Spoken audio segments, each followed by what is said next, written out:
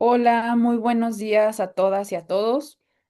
Les doy la bienvenida a esta cuarta mesa del ciclo de conferencias del 8M, que lleva por nombre Subalternidades antipatriarcales en Eurasia, cuerpos, espacialidades y subjetividades en disputa, que pues sabemos que está organizada por el Grupo de Estudios sobre Eurasia, el GESE. Así que además de la bienvenida, pues agradezco mucho la invitación a moderar y comentar esta mesa a Iraís Fuentes y al resto del equipo del GESE. Y bueno, esta mesa lleva por título Mujeres organizadas, mujeres creadoras, resistencias antipatriarcales en Eurasia, y pues tiene como objetivo reflexionar sobre las formas en que las mujeres subalternas en Eurasia construyen resistencias antipatriarcales a través de la organización colectiva y las prácticas artísticas, pensando ambas dimensiones como espacios de agencia política y disputa del poder. Doy también, por supuesto, la bienvenida a nuestras destacadas ponentes del día de hoy. Tenemos a la doctora Wendy Alejandra Medina de Loera, a la maestra María Fernanda Ramírez Reyes y a la licenciada Idalia Miroslava Rosado Chong. Ellas son especialistas en los temas de los que nos van a hablar el día de hoy, y pues la dinámica de esta mesa será dar entre 15 y 20 minutos a cada ponente. Yo estaré aquí midiendo el tiempo, así que cuando se acerquen los 20 minutos, les mandaré un mensajito por el chat para que no las interrumpa y ustedes sepan que el tiempo se va a terminar. Y también, por supuesto, pues invitamos a las personas que nos estén escuchando y observando en redes sociales que pues nos puedan compartir sus reflexiones, sus preguntas, todo esto que alimentará bastante esta mesa. Nos lo pueden compartir en el chat de la transmisión y estaremos tomando esas preguntas para poder hacerlas a nuestras ponentes al final de sus intervenciones. Entonces, pues sin más, voy a dar la palabra a esta primera ponente, que es la doctora Wendy Alejandra Medina de Loera. Ella es doctora en geografía por la York University de Toronto. También es maestra en estudios de Asia y África con especialidad en el sureste de Asia por el Colegio de México. Actualmente es profesora en el Centro de Estudios de Asia y África del Colegio de México. Colabora en dos proyectos de investigación enfocados en el trabajo, trabajadores migrantes indonesios y las relaciones laborales en la pesca industrial global. En su tesis doctoral, Wendy analizó los cambios en la organización laboral de la industria de la extracción de arena y piedras en un área rural de la isla de Sulawesi, en Indonesia. Como parte de sus investigaciones, incorpora una perspectiva de género para dar cuenta de la participación y los papeles que las mujeres desempeñan en el sector extractivo de arena y piedra en Indonesia.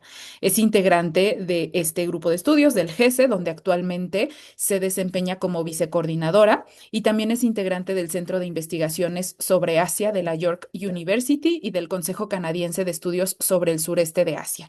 Entonces, bueno, pues le damos la palabra a la doctora Wendy Medina y bueno, yo voy aquí midiendo el tiempo. Muchas gracias, Wendy. Hola, hola, muchas gracias. Sí, yo también me voy a poner mi cronómetro. Solo antes de empezar, agradezco y felicito sobre todo a Iraís por la organización de este ciclo, año nuevamente. Lleva ya varios años haciéndolo y bueno, por muchos más. Y gracias a ustedes, yo también soy parte del GES, entonces gracias a ustedes también por animarse a participar y hacer lo posible. Entonces, yo me pongo mi cronómetro también y voy a compartir un PowerPoint que, que creé.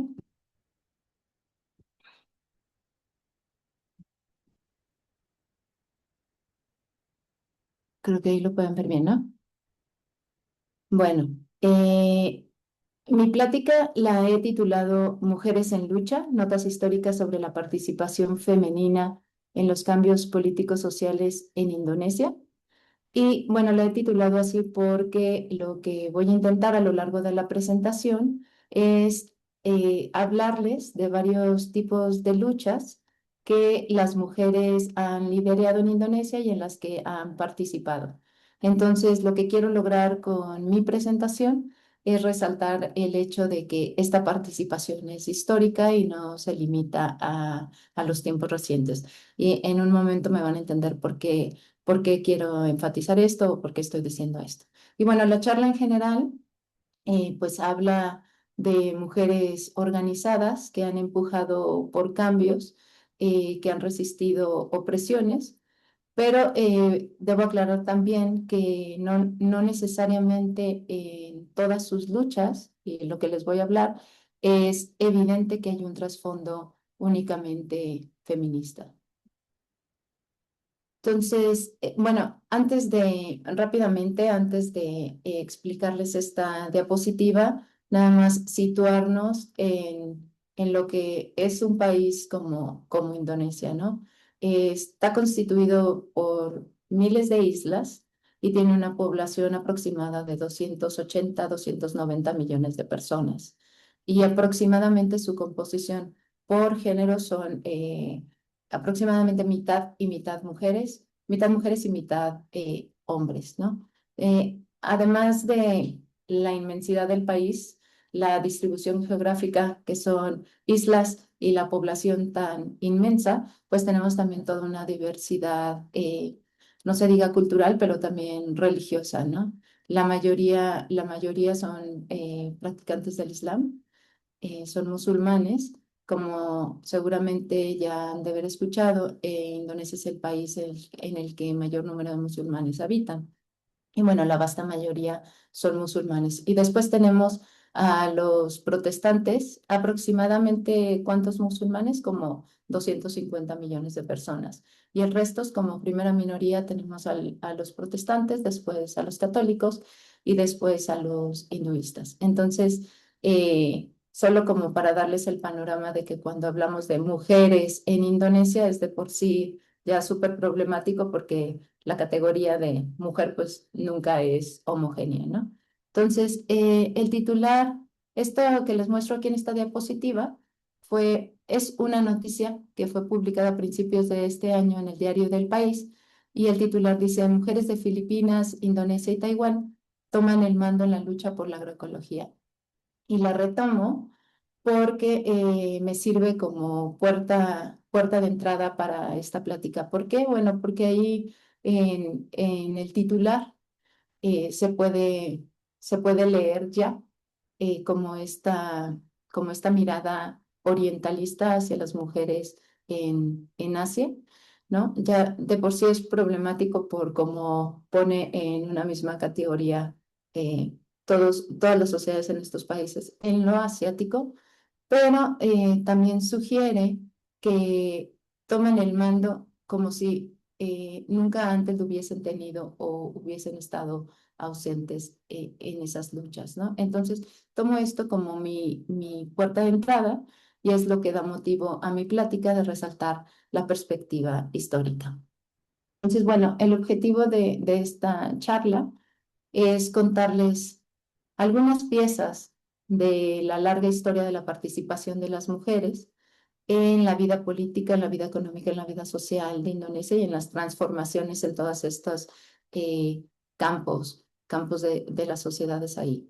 Y bueno, las mujeres han estado, o uno de los objetivos es mostrarles que las mujeres han estado al centro de resistencias y de transformaciones, y entre ellas las resistencias y transformaciones de la lucha feminista.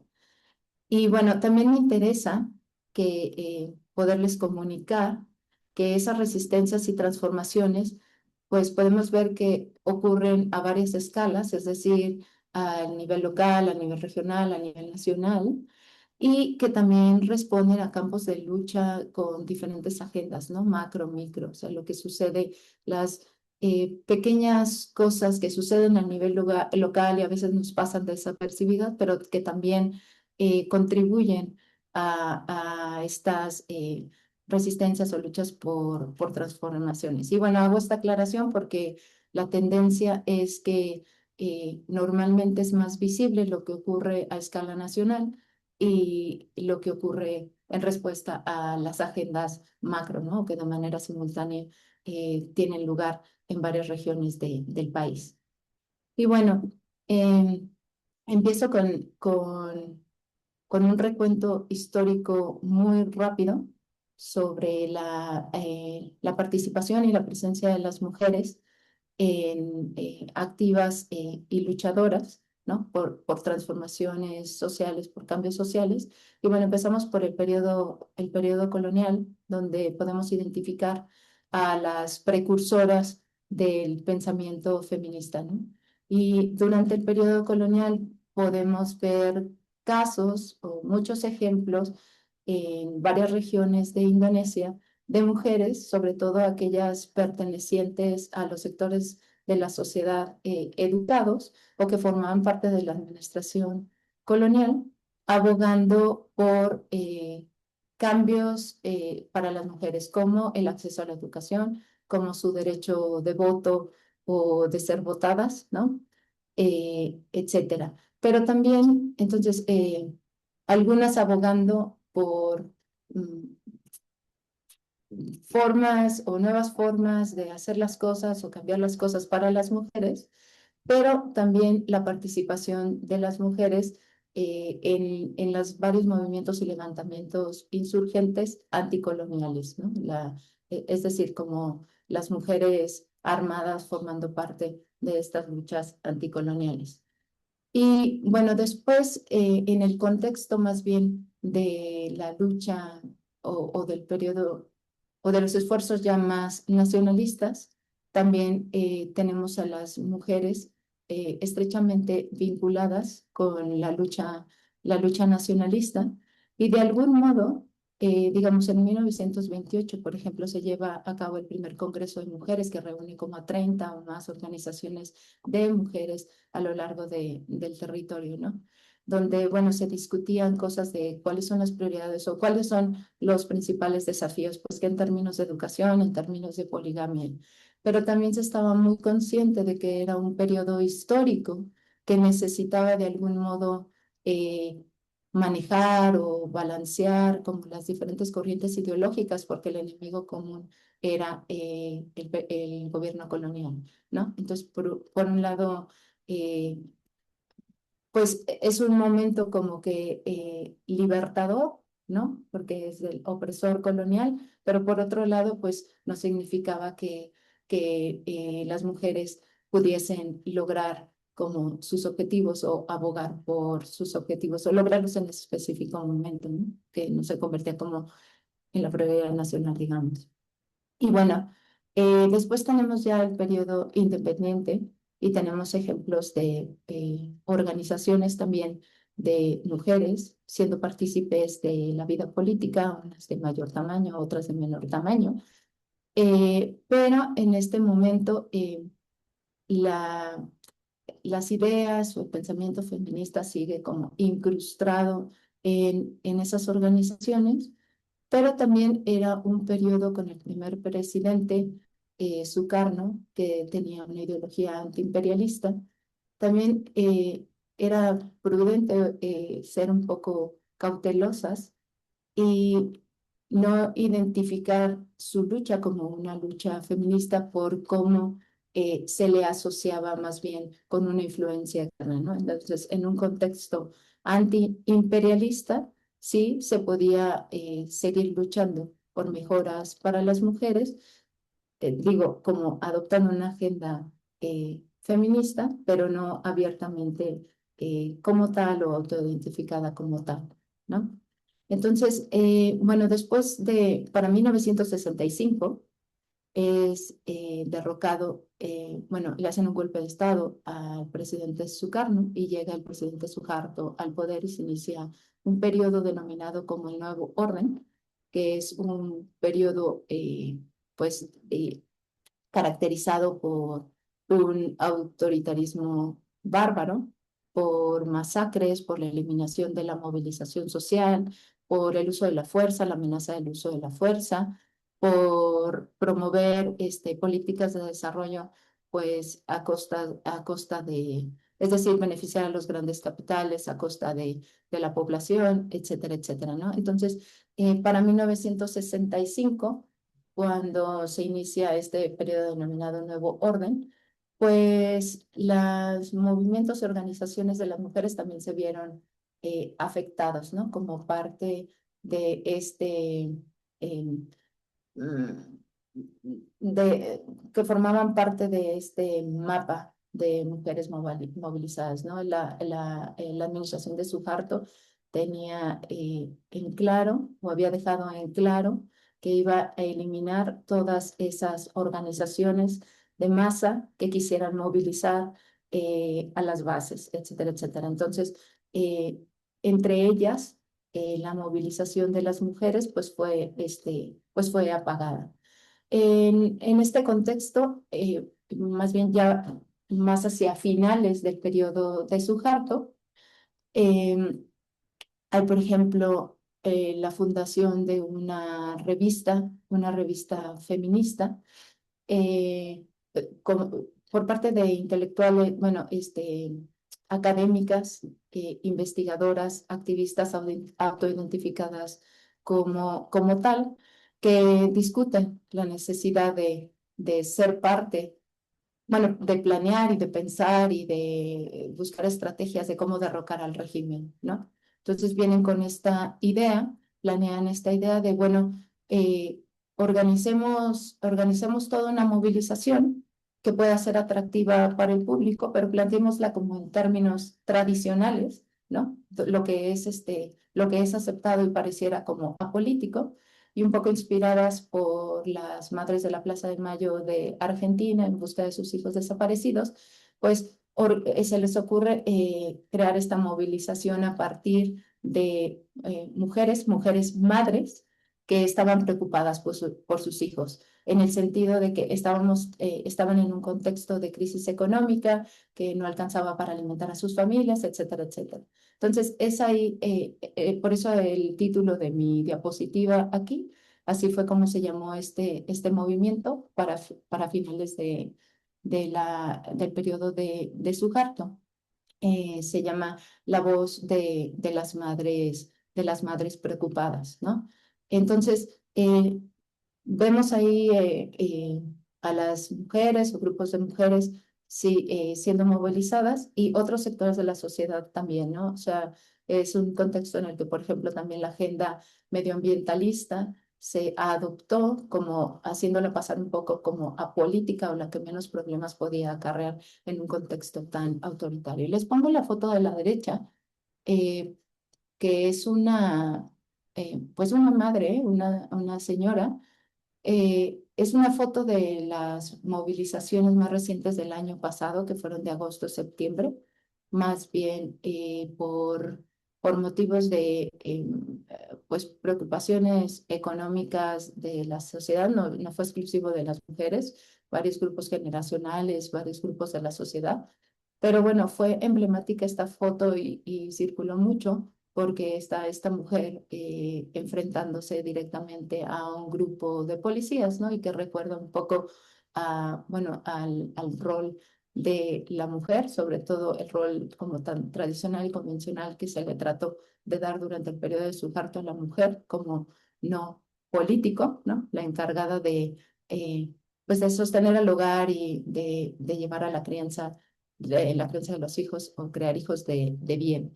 Entonces, por eso es que les pongo esta foto que recuerda hasta hoy día como se sigue haciendo pues alusión o se recuerda esa movilización que muchas veces se olvida que en realidad quienes las organizaron pues fueron un grupo de feministas autoidentificadas como tal, pero en realidad pues eran mujeres pidiendo, preocupadas por sus hijos, ¿no? Bueno.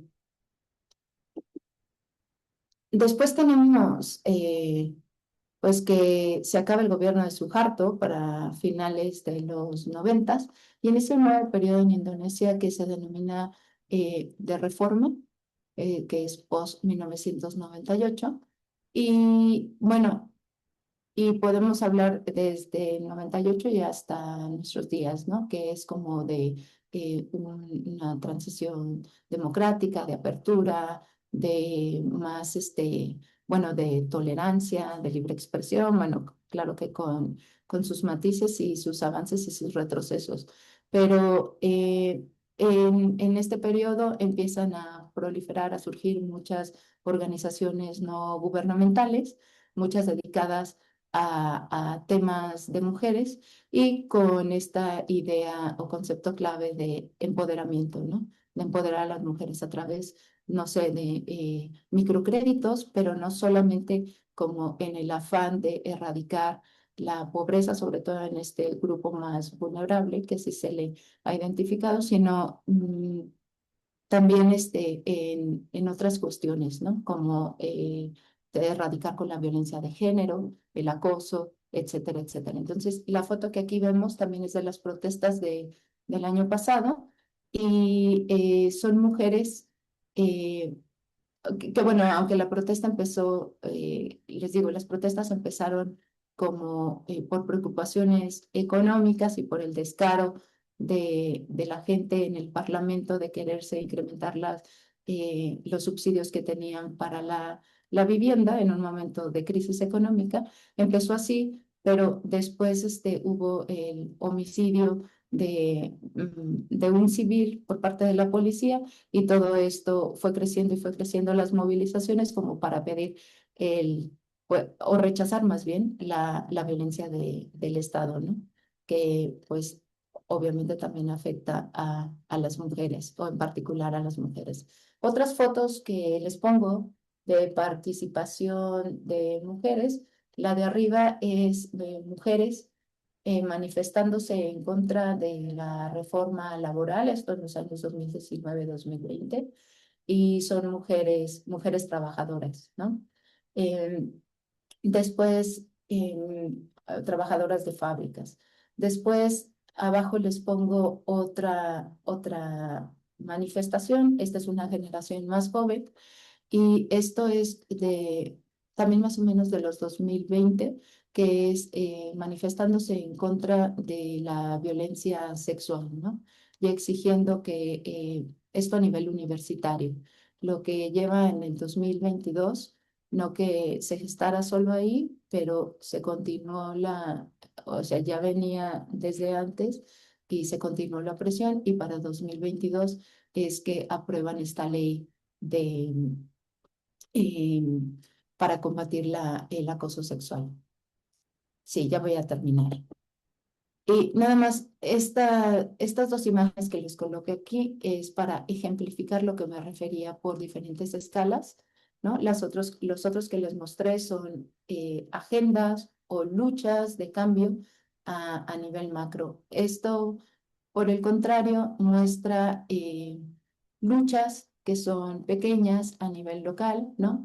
En el lado izquierdo, mujeres que se oponen al establecimiento de una fábrica de cemento en sus localidades, ¿no? Es en parte, pues, liderado por mujeres, eran pocas ellas las participantes, pero en defensa del territorio y en defensa de sus formas de sustento, de sus formas de vida, ¿no? Del lado derecho también manifestándose mujeres, no son las únicas participantes, pero formaron parte rechazando la expansión del territorio de exploración de una minera china de explotación de níquel, que extrae níquel. Y bueno, aquí nada más les menciono que hay formas también, o considero que hay formas más cotidianas y que a veces son menos llamativas, pero que también son transformadoras, ¿no? No necesariamente que se manifiestan en resistencia o en oposición tal y como comúnmente la conocemos o la asociamos, pero hay estos diferentes roles que las mujeres han estado jugando que también transforman como los roles de género, las relaciones comunitarias, las mismas comunidades, etcétera. Y bueno, aquí les dejo mis conclusiones y con mucho gusto eh, resuelvo sus preguntas si acaso llegase a haber alguna. Gracias. Muchas gracias, Wendy. Muy interesante tu plática. Eh, Gracias. Me hizo pensar mucho sobre, bueno, que es interesante observar y darnos cuenta cómo las luchas anticolonialistas y nacionalistas son transversales a muchas luchas de mujeres en el mundo, ¿no? Yo pues tengo un acercamiento muy pequeño a las mujeres en Indonesia y esto como que se me quedó muy marcado, ¿no? Sobre todo las luchas de las madres cómo en distintos lugares del mundo se observan las luchas de las madres, pero por distintas causas, ¿no? En México, pues podemos hablar de las madres buscadoras, por ejemplo. En Palestina hablamos de del simbolismo, del símbolo que representa también la lucha, las luchas de las madres, de los mártires sobre todo. Eso me parece sumamente interesante y yo te dejaría una pregunta, no para que me la contestes ahora, sino si les parece bien, les lanzo así reflexiones, preguntas a cada una y al final las discutimos. Una pregunta que me quedó, que sí un poquito hablaste sobre eso, pero siento que se puede ampliar. ¿Cuáles dirías que son los objetivos principales que persiguen las mujeres que forman parte de estas protestas más recientes que nos mostraste? Y como cuáles son sus características o su situación, ¿no? Porque tú nos hablabas mucho de el tamaño, de la magnitud de la población de Indonesia, y entonces es muy difícil hablar de las mujeres de Indonesia, así nada más, ¿no? Entonces, como conocer un poco más de estas luchas de mujeres que nos mostraste al final, y sobre todo saber si estas demandas que ellas tenían estaban marcadas con tintes feministas o si solamente ellas pues se manifestaban por cuestiones económicas, de oportunidades laborales, lo mencionabas, pero saber si se observaban estos tintes feministas o no, o cómo se identificaban estas mujeres, si era de alguna manera o por alguna ideología o no, como conocer un poquito más de eso. Y bueno, mientras tanto le voy a dar la palabra a nuestra segunda ponente, que es María Fernanda Ramírez Reyes. Ella es licenciada en Letras Inglesas por la Facultad de Filosofía y Letras de la UNAM y también es maestra en estudios de Asia y África con especialidad en el sur de Asia. Actualmente se encuentra realizando el doctorado en el Colegio de México también y se ha desempeñado como docente, intérprete y traductora. Sus líneas de investigación son el nacionalismo, los movimientos de derecha y los medios de comunicación, particularmente el cine. Entonces, bueno, sin más, le damos la palabra a Fernanda y te escuchamos con mucha atención. Muchas gracias. Muchas gracias por la invitación. También aprovechar la ocasión, a Iraíz, al grupo del GC, por haberme invitado ya en varias ocasiones. Y bueno, en esta ocasión, lo que les voy a mostrar es igual que en Indonesia, pues aquí también tenemos muchas, no hay solo una mujer india, por supuesto, hay muchos tipos de mujeres en la India, un país con una diversidad gigantesca en todos los sentidos, pero en mi caso, una disculpa, lo que voy a hacer es hablar de las mujeres en el cine, el imaginario de las mujeres en este espacio cultural que es muy importante para India y para la región en general y también pensar cómo se ha configurado, cuál es este imaginario nacional de la mujer que se ha ido gestando a lo largo del tiempo, no solo desde la mirada masculina, que hasta el día de hoy pues sigue siendo una industria predominantemente dirigida por hombres en espacios más importantes, dirección, producción, guionismo, etcétera, pero a pesar de eso, se han visto varios cambios y también las tensiones que tienen las mujeres, digamos, el lugar simbólico y figurativo de la mujer dentro de los imaginarios nacionales. Entonces, en un primer momento, el cine indio, la verdad es que empezó muy temprano. La primera película data de 1913 de Raya Harishchandra y en ese mismo año también aparece la primera actriz en una película india. Ahora, una cosa que hay que aclarar es que la primera película, los personajes femeninos, y como ocurrió en muchas tradiciones teatrales europeas, etcétera, los papeles femeninos los interpretaban hombres, dado que estaba mal visto que las mujeres se mostraran así en público. Entonces, en las representaciones teatrales tradicionales indias, sí había actrices, pero también, de nuevo, tenían una mala reputación, se les daba una mala reputación por ser mujeres públicas de algún modo. Sin embargo, esto no fue un detenimiento ni para Dada Sahib Phalke, que es el director de estas primeras películas, ni de Durga Bai Kamat, que es la primera mujer que aparece en una película india, es la mujer arriba al extremo derecho. Y también la hija de Kamat, Kamlabai Gokhale, fue la primera niña actriz. A pesar de que ellas, digamos, rompieron un paradigma muy importante en ese momento, tuvieron que pasar como 10, 15 años para que de manera gradual más mujeres se incorporaran a la industria, especialmente mujeres que fueran más educadas o de familias más respetables, lo cual también le añadía cierto grado de respetabilidad a la industria en sí misma. Entonces, lo que se puede observar es que hay como una especie de cronología de cómo las comunidades gradualmente se van incorporando a estas industrias.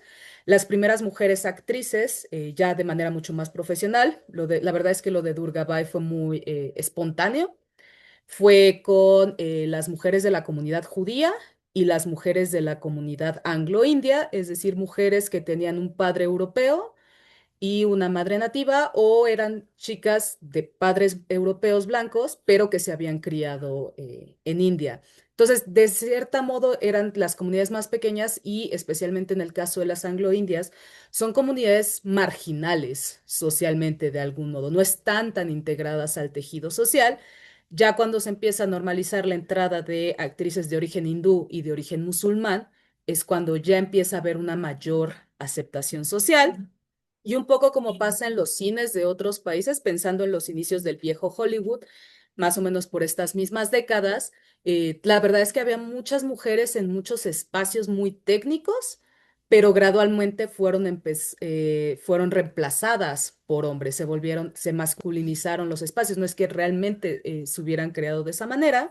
Y por lo mismo, aquí tenemos, la verdad, en este primer periodo colonial, tenemos muchas primeras algo. Fátima Begum, la primera directora y también la primera en fundar una casa productora. Su hija Zubeida también protagoniza la primera película sonora en 1931, Alam Ara. Otra que también es muy reconocida de manera nacional histórica, conocida como la primera dama del cine indio, es Devika Rani, que también fue fundadora de Bombay Talkies y fue uno de los estudios más grandes de producción cinematográfica hasta la década de los 40. También fue la protagonista del primer beso en pantalla, que quizás desde aquí no nos parece un poco extraño, pero hasta el día de hoy la verdad es que si han visto películas indias, no, el contacto físico entre el héroe y la heroína no es tan común y los besos, incluso hasta el día de hoy, que ya se han normalizado un poco más, sigue siendo bastante sorprendente ver a dos actores besándose en pantalla. Y también aquí tenemos, ya también hablando en este primer periodo, el tipo de narrativas que tenemos son de corte mítico, de corte religioso, principalmente, pero también empieza a haber una diversidad en las historias, más películas de acción, etcétera, que es el caso de Fearless Nadia, Marianne Evans, que fue la primera doble mujer de acción y también una de las primeras que tenga una protagonista femenina, que es con Hunter Valley en 1935.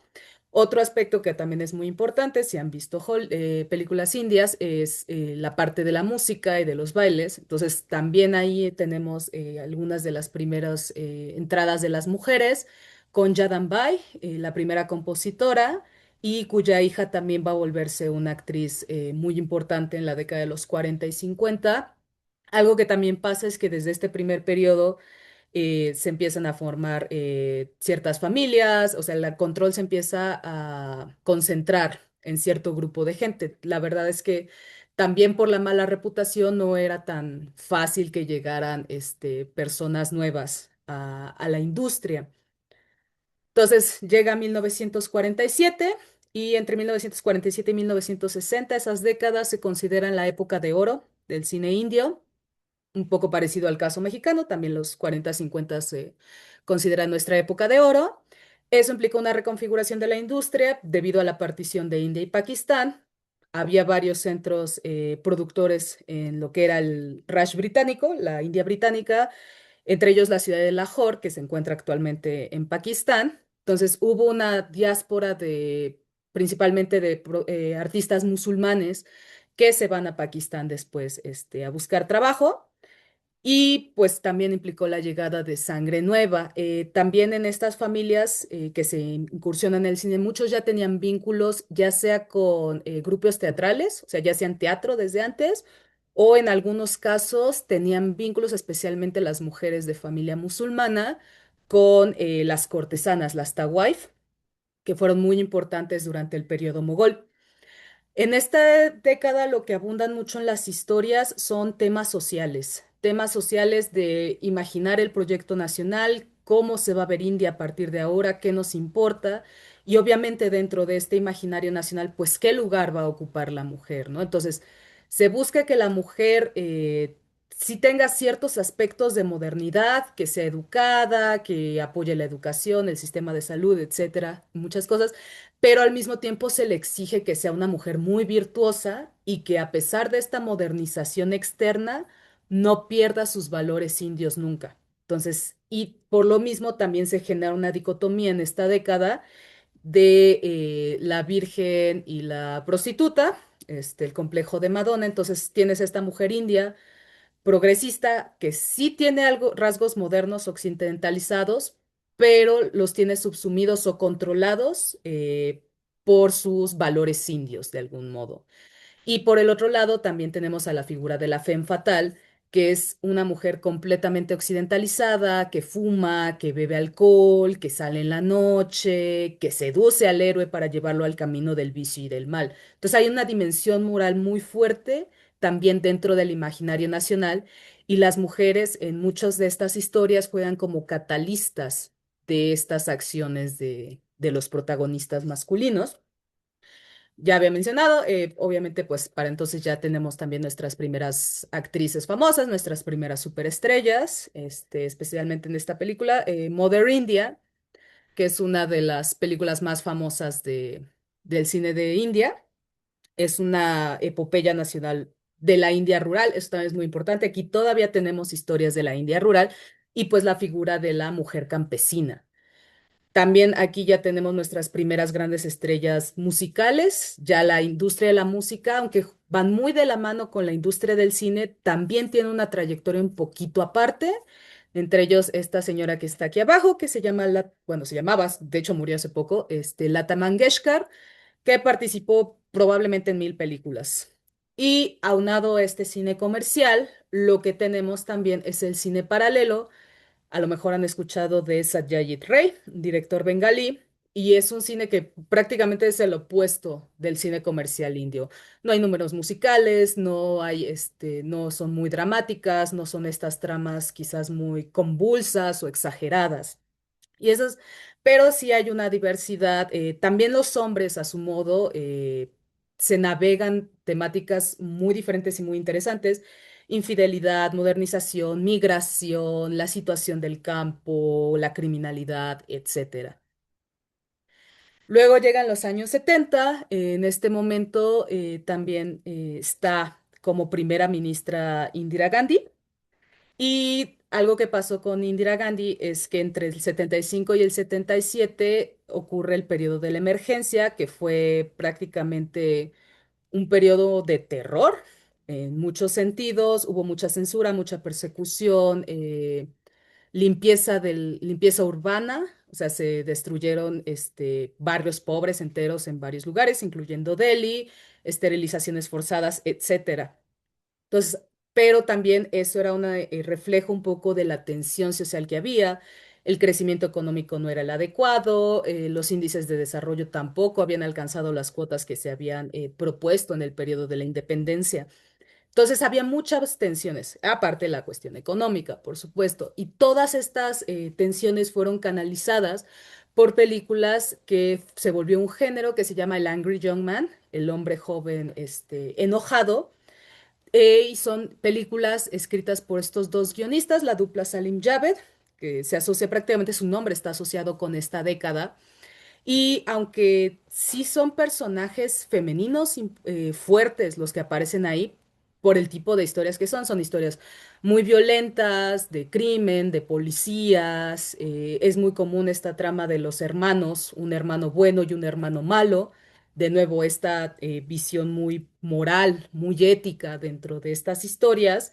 y también las mujeres sí tienen carácter por el tipo del mundo en el que ocurren estas historias, pero siempre quedan de lado y relegadas al sufrimiento y a las necesidades de estos protagonistas masculinos.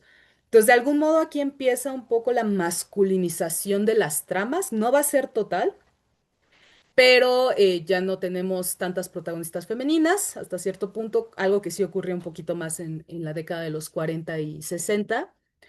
Y también algo que pasa muy interesante aquí, retomando lo que decía de la dupla de la mujer virtuosa, moderna, modernizada, pero muy india, y la mujer completamente occidentalizada, de la que está completamente occidentalizada, pues también muestra un deseo sexual muy fuerte y explícito.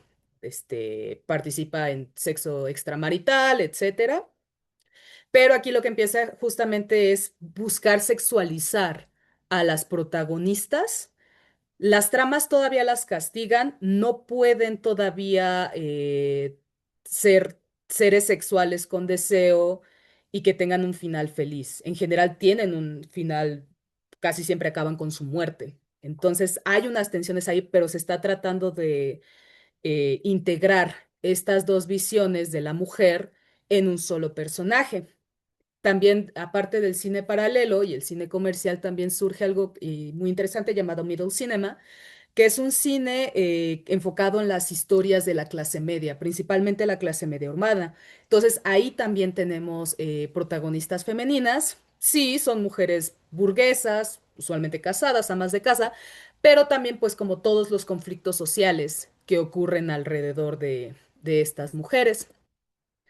Los 80 y los 80 se les reconoce como la década perdida, de algún modo, del cine indio. No hay, digamos, como grandes aportaciones. La industria sigue funcionando igual que en la década pasada. Solo se empieza a notar un poco más de desgaste en el tipo de historias, etcétera. También la producción, eso también es importante destacarlo. Una de las razones por las cuales a lo largo de todo este tiempo el cine indio tiene tan mala reputación socialmente y por lo mismo eran también señaladas un poco las personas que participaban de esta industria, es que dependían mucho del financiamiento del mercado negro, de las mafias, de la venta de distintos artículos ilegales, etcétera. Ellos eran los que financiaban y muchas veces producían estas películas. Y por lo tanto, pues también tenían que atender un poco a los gustos que tenían estos hombres, principalmente. Y aquí tenemos la mujer de la izquierda, arriba, una figura muy interesante. Ella es del cine del sur. El cine del sur también empieza como a influir en el cine de que se produce en Bombay. Bueno, todavía es Bombay en este periodo, el cine de Bollywood.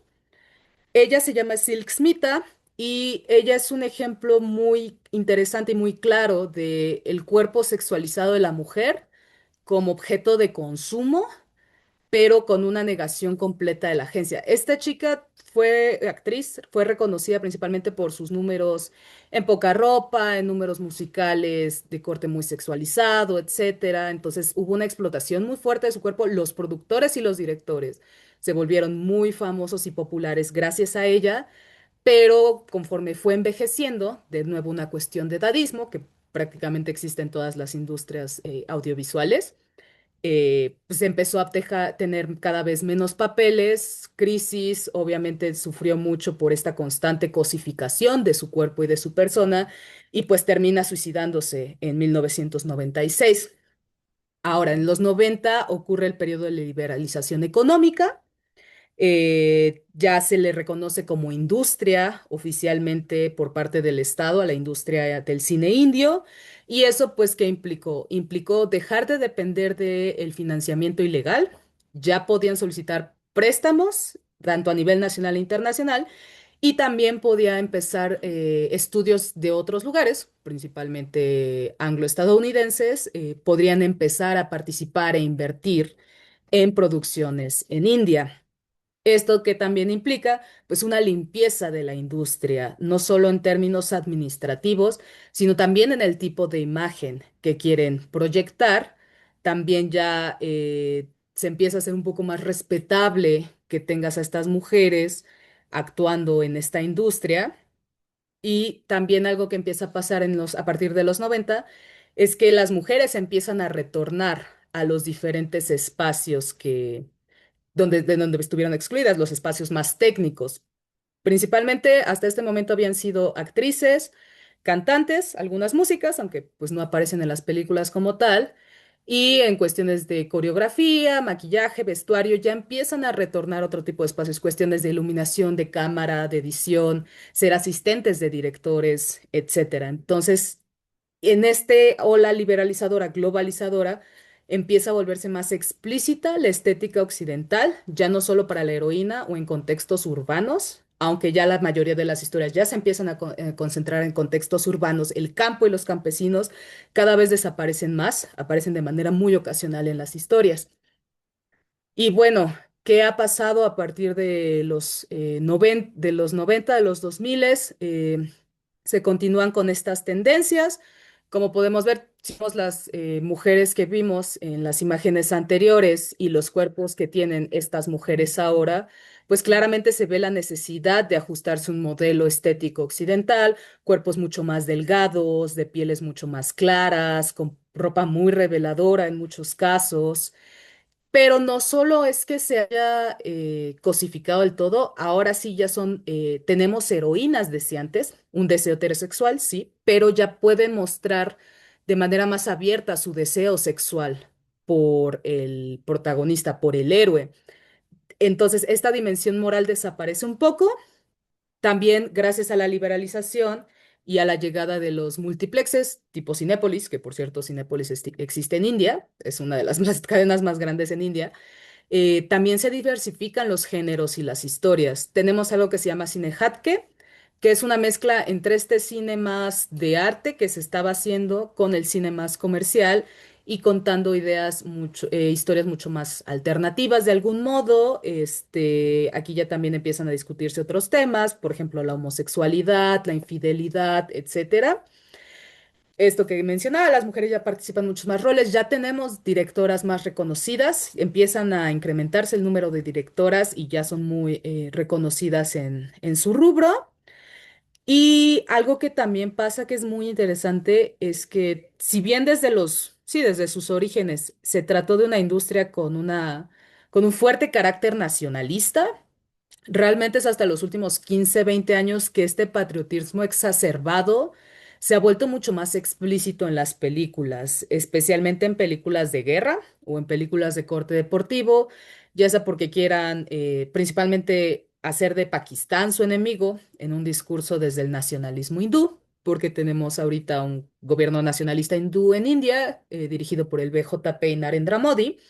Entonces, por un lado tenemos una gran occidentalización en términos estéticos, pero al mismo tiempo se siguen buscando fomentar valores muy indios, pero muy ajustados al nuevo milenio. Entonces, hay un entramado de ingredientes y de elementos ahí que nos ha dado lugar, tanto a nivel de cine mainstream como en cine más independiente, nos ha dado lugar a una diversidad de historias muy interesantes, quizás algunas siguen siendo muy exageradas o absurdas, pero incluso en estas películas donde abunda mucho la violencia, la verdad, tenemos mujeres en roles fuertes, también ya tenemos aquí mujeres que son soldados, que son policías, etcétera, y pues como toda la carga simbólica que ello implica. Entonces, pues hasta aquí sería mi presentación y muchas gracias por la atención. Muchas gracias, Fernanda, por tu ponencia tan interesante también, por supuesto. A mí se me hace muy curioso pues darnos cuenta de cómo estas expectativas sociales que hay en torno a las mujeres resuenan en prácticamente todo el mundo, ¿no? Podemos hablar de incluso hasta de generalizar este tipo de argumentos, ya que por un lado se espera que las mujeres sean educadas, que siempre luzcan hermosas, que sobresalgan, pero por otro lado también que sean modestas, que sean maternales, que tengan este tipo de sentimientos. Entonces, la duda que a mí me surge, y bueno, no sé si exista realmente una respuesta, pero quizás reflexionar sobre eso, ¿qué rasgos consideras o qué rasgos dirías que caracterizan a las expectativas sociales sobre el papel de las mujeres en India? si es que hay alguna diferencia, ¿no? Porque a lo mejor me estoy escuchando muy orientalista, ¿no? Como si fueran diferentes las mujeres en India, pero bueno, no viéndolo así, sino más bien como algún rasgo social específico que podamos observar que se espere sobre las mujeres en India y sobre todo pues rasgos que sean observables y que podamos encontrar en en cómo se interpreta a las mujeres en el cine y que además existen pues a diferencia de otras latitudes como el caso de México, que es un cine pues también muy característico, ¿no? Bueno, esa sería mi duda, pero la dejamos para el final. Y mientras, pues le damos la palabra a nuestra tercera ponente, que es Idalia Miroslava Rosado Chong. Ella es licenciada con mención honorífica en Relaciones Internacionales por la Facultad de Ciencias Políticas y Sociales de la UNAM. Es maestrante en estudios coreanos en la Universidad del Salvador en Buenos Aires, Argentina. Ha sido ponente en foros nacionales como el tercer encuentro de internacionalistas universitarios, el FOCO 2021, y foros internacionales como el ECOSOC Youth Forum, también el 11º encuentro de estudios coreanos en América Latina y el Global Next Leaders Forum. Sus líneas de investigación son el desarrollo capitalista, neoconfucianismo, violencias estructurales y género en el este de Asia. Entonces, bueno, sin más, te escuchamos, Idalia. Gracias. Hola, ¿qué tal? Buenas tardes a todas, a todos. Un agradecimiento especial, por supuesto, al GESE por organizar este evento en este mes que, por supuesto, tenemos que reflexionar, ¿no? En cuanto a las violencias que aún seguimos resistiendo, pero también en los logros que hemos hecho no solamente aquí en México, sino en otras diferentes latitudes y pues esta mesa lo ha dejado muy, muy claro, ¿no? Que a pesar de que estamos en diferentes latitudes, en diferentes continentes, pues seguimos justamente en las mismas resistencias, en las mismas luchas, pues para poder erradicar estructuras, instituciones, prácticas patriarcales que en este mes particularmente es muy importante reflexionar. Voy a compartir pantalla.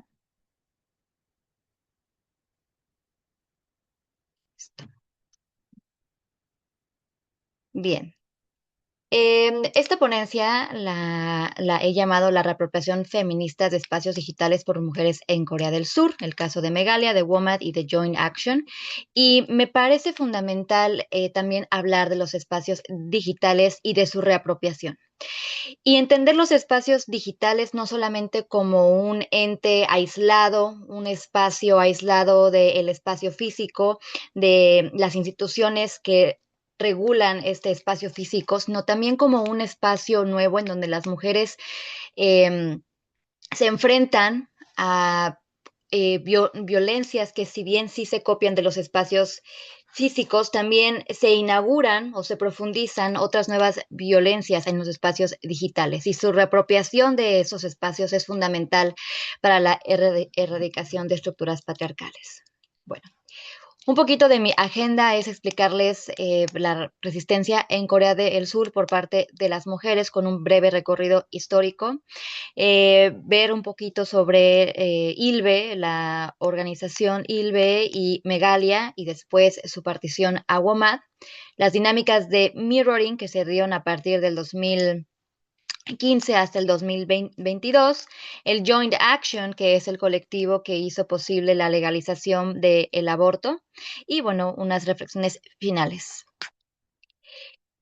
Como yo les comentaba, estos espacios digitales, a pesar de que en Corea del Sur la mayoría de la población tiene acceso a la tecnología, aproximadamente un 97% tiene acceso a la tecnología, sí es muy importante destacar que estos espacios en donde se resiste y se reapropian estos mismos, pues son mayormente utilizados por la juventud. Con juventud me estoy refiriendo a personas que tengan alrededor de los 15 hasta los 45 años de edad.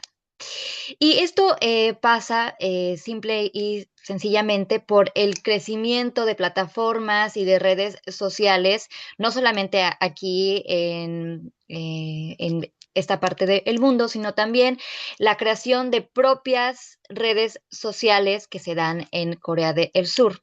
Asimismo, también es importante destacar que esta violencia, ¿verdad?, en los espacios digitales, pues también surge a partir de violencias también que se enfrentan dentro de los espacios físicos y la respuesta que las instituciones tienen hacia estas violencias. En esta pequeña gráfica yo les traigo los casos de violencia sexual contra las mujeres y específicamente el gran sonado tema de los videos ilícitos, videos que se tomaban con cámaras que estaban escondidas en los baños y en vestidores de mujeres a partir del 2012 hasta el escándalo en el 2016. Como se pueden dar cuenta, desde 2010 hasta 2018, eh, hay un incremento, ¿no?, hasta el 2015 en las víctimas femeninas de videos ilícitos y también de manera muy puntual en azul les pongo los casos de víctimas masculinas de videos ilícitos, ¿no? Como se pueden dar cuenta, en el caso de las mujeres se encuentran en las cifras de los miles, mientras que los hombres se encuentran en las cifras de los cientos. Esto no quiere decir, por supuesto, eh, que las resistencias de hombres hacia este tipo de violencia sea poca, sin embargo, es menor que la de las mujeres. Y también, pues tenemos un incremento desde 2010 hasta el 2018 en violencia sexual contra las mujeres. Entonces, ¿qué pasa? Que a partir del 2010 hasta el 2015, pues se genera, ¿no? O la sociedad surcoreana eh, es un cultivo que provoca justamente el repunte, ¿no? El reboot, como lo han dicho en muchos foros, del feminismo, ¿no? El feminismo entendido a sí mismo como un fenómeno, una categoría en donde las mujeres se adscriben de manera voluntaria hacia esta categoría. Por supuesto, particularmente en las plataformas digitales y no excluidas del contexto internacional. Recordemos que también del 2013 hasta alrededor del 2018, movimientos feministas internacionales como Me Too, pues también provocan, inyectan, ¿verdad?, que estas resistencias que se están dando en Corea se adscriban al feminismo de manera más abierta. Sin embargo, es importante destacar que hay otras instancias o otras causas que provocaron justamente este repunte del feminismo en 2015. Y es justamente las circunstancias en las que se encuentra la sociedad, particularmente para las mujeres, en cuestiones de depresión, estrés y consideración del suicidio. Como ya sabemos, el este de Asia tienen tasas muy altas en la consideración del suicidio y el suicidio como tal.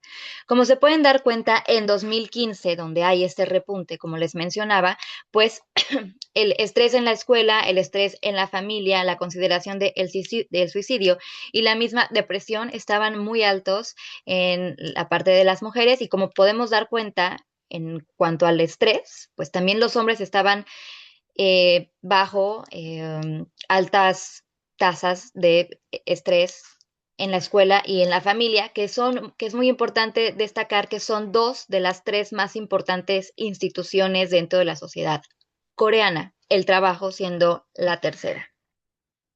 Entonces, yo me baso justamente en las investigaciones de Bárbara Pavoleo y Desiree Chaure, donde señalan que durante el 2016 la reapropiación de estos espacios digitales fueron esenciales para la creación no solamente de resistencias, sino sus expresiones como protestas, movimientos y acciones colectivas que se tradujeron, por ejemplo, con el colectivo Joint Action en la legislación del aborto. Es también muy importante destacar que si bien estas protestas, estos movimientos y acciones sí se adscribían al feminismo, es muy importante destacar esta parte del quiet feminism o el feminismo, de acuerdo, que se lleva a cabo de manera muy particular, muy silenciosa, ¿no? Y es un concepto que describe el proceso de una mujer para practicar el feminismo desde un perfil bajo, desde las universidades, desde sus trabajos. Y esto que nos quiere mencionar, que es algo que mis compañeras ponentes también han destacado, pues es que justamente el feminismo no es una situación, no es un movimiento que surge en este siglo y de manera espontánea, ¿no? Y tampoco eso quiere decir que las resistencias de las mujeres también sean de manera espontánea. Hubieron resistencias anteriores en siglos pasados, de acuerdo, que no se adscribían al feminismo porque era una categoría que no existía, pero que siguen siendo resistencias. Y esas resistencias también provocaron, coadyuvaron, inyectaron de sus conocimientos, vivencias, experiencias, cosmovisiones a estos nuevos movimientos. Entonces, es muy importante destacar justamente cómo el feminismo, como una resistencia que reapropia, que trata de erradicar desde la raíz las estructuras e instituciones patriarcales, pues no es algo nuevo. La categoría, el estudio, a lo mejor la especialización en la academia sí lo es, pero estas resistencias han eh, luchado incluso antes de que la palabra se inventara, ¿no? Por supuesto, ¿cuáles son los desafíos de la juventud que inyectan también o que sirven como cultivo para estos movimientos? Bueno, pues tenemos, por ejemplo, cómo la juventud denomina a la sociedad surcoreana, ¿no? Hel Choson, por supuesto, haciendo referencia a la dinastía Choson, donde se da el establecimiento y la profundización del neoconfucianismo como ideología de Estado, ¿no? Y es importante destacar que si bien el neoconfucianismo no es la única razón por la cual existan estructuras y instituciones patriarcales dentro de la República de Corea, sí es importante destacar que durante esta dinastía, con esta filosofía, pues se implementan las 5 jerarquías del confucianismo más específicas. Por un lado, el respeto entre el hijo mayor y el hijo menor, entre los padres y los hijos y por supuesto, ¿no? Entre el hombre y la mujer. También otra de las prácticas o otro de los conceptos o términos que se ha popularizado es la generación de las N renuncias, ¿no? ¿Por qué? Porque pues no sabemos durante esta vida a cuántas cosas tenga yo que renunciar para poder sobrevivir con lo mínimo, ¿no? Y también de los 800,800 wones, que básicamente pues es una cantidad, ¿no? Muy mínima en donde las personas están actualmente ganando esta cantidad y es mínima en comparación a generaciones pasadas por los mismos empleos. Asimismo, pues es una sociedad extremadamente competitiva, no solamente en el mercado, sino en otros sectores como los educativos. También estamos hablando de incluso, ¿no? De una competencia extrema por la atención de conseguir una pareja romántica, ¿no? Y también, como ya les mencionaba, pues la consideración del suicidio. Esta dinámica y estas causas, pues por supuesto, provocan que el feminismo no solamente esté online, sino también se dé de manera offline y surjan estos movimientos como ILBE, Megalia y WOMAD. Algo muy interesante es que ILBE fue un grupo que surge de acuerdo como un show cómico en donde varios hombres hacían bromas sobre cómo se comportaban las mujeres, describiéndolas como seres interesados que solamente buscaban a hombres con dinero para satisfacer sus necesidades materiales.